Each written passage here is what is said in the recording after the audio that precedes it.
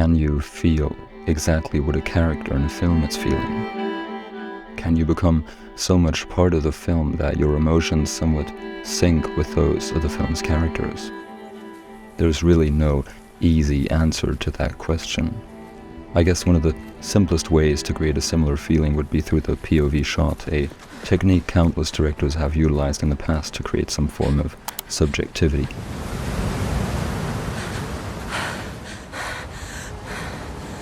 Think of Hitchcock's Vertigo when Scotty, a man with an intense fear of heights, looks down a huge staircase.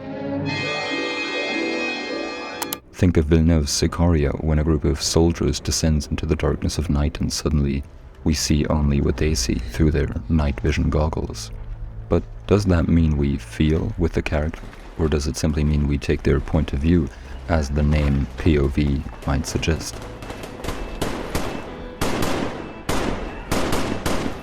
Simply seeing what someone else is seeing doesn't make us feel what they feel. It doesn't make us think as they think.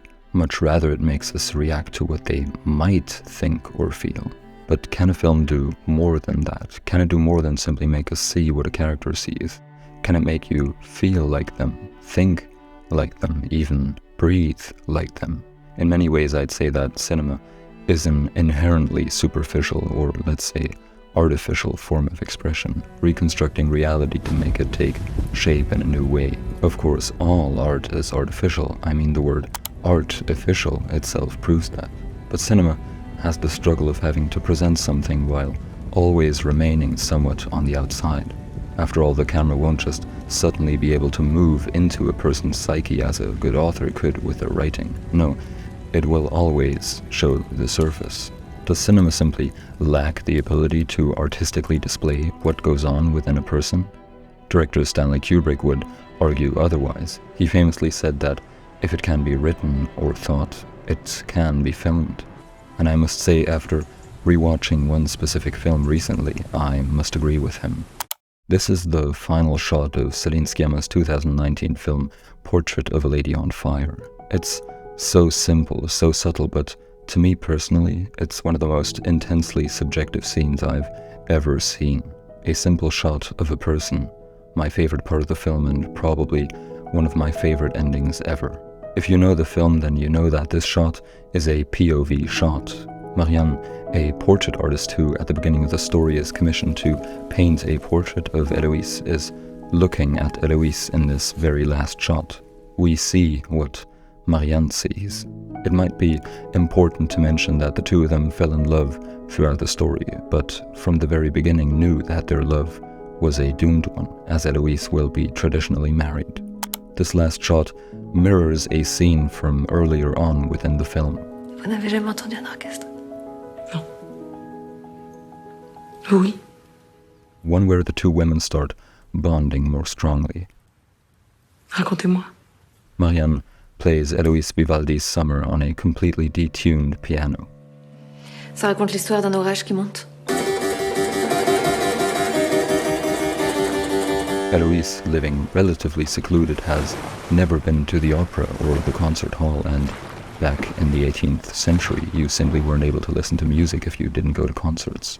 Marianne doesn't just play here. She tries to make Eloise understand what kind of an experience it is to listen to an orchestra. Il s'agite. Et la tempête qui éclate.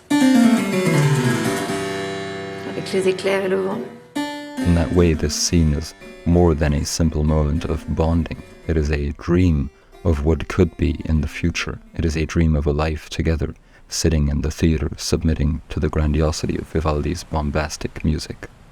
Portrait of a Lady on Fire doesn't have an original score. The only moments we hear music are ones where music is actually being played or songs are actually being sung within the film.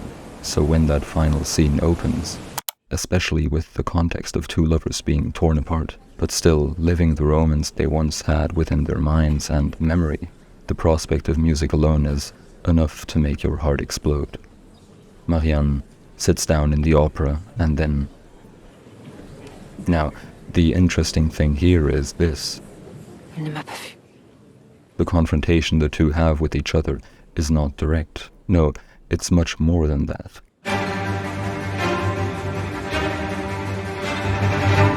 We see Marianne, we cut to her POV. The orchestra starts playing, and we never cut back. The camera both slowly zooms and moves in, and the shot continues for over 2.5 minutes. Although this is a POV shot, it breaks the rules of what would constitute a realistic POV. Of course, Marianne doesn't physically float over to Eloise like the camera does, but I believe her thoughts, her heart, and maybe even her soul do. And then something magical happens. Eloise's breathing grows more and more intense as we close in on her completely. And with that breathing, and this is almost unnoticeable at first, but with that breathing, the camera begins to breathe. Minute movements back and forth, creating an effect of extreme emotionality. With the camera, we breathe. With Eloise, Marianne breathes. With Eloise and Marianne, we breathe.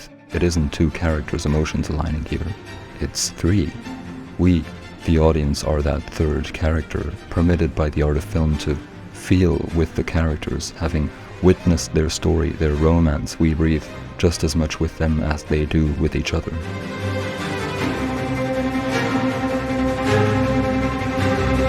Our chests move up and down just like those of the lovers. Although they never look at each other, I find this encounter to be far stronger than many other conclusions where two characters look at each other silently just before the credits roll. What many directors need 2 shots for, Céline Sciamma only needs 1.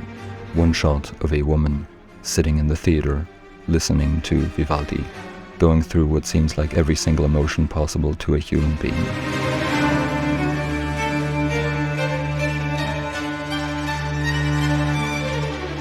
One shot acting as 2.